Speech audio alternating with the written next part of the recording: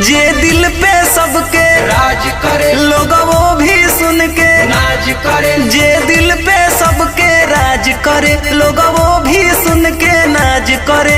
उहे हा हमर जाति सबके भावेला है, सबसे पहिले नाम पटेल के आवेला। हाँ, सबसे पहिले नाम पटेल के आवेला। दुनिया की सबसे जबरदस्त मोस्ट रिमेम्बर्ड कम्युनिटी सिंह के बाद अगर दुनिया में किसी का नाम हुआ है तो वो पटेल्स का हुआ है। सबसे कॉमन सरनेम इस पृथ्वी पे, दूसरा सरनेम पूरे वर्ल्ड में है पटेल। पटेल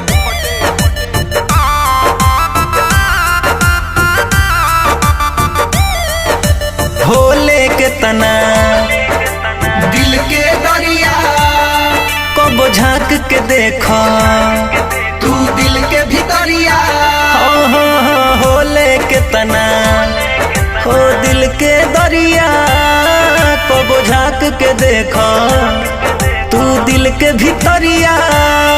जे प्यार मोहब्बत से सबसे बतियावेला है, सबसे पहिले नाम पटेल के आवेला।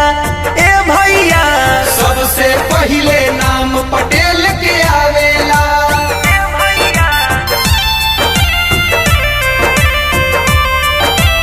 आप सुन रहे हैं अमित पटेल की आवाज में। प्यार के बदले प्यार देवेले, वार के बदले वार देवेले। हो प्यार के बदले प्यार देवेला, वार के बदले वार देवेला। अमित पटेल यही से गावेला है, सबसे पहिले नाम पटेल के आवेला।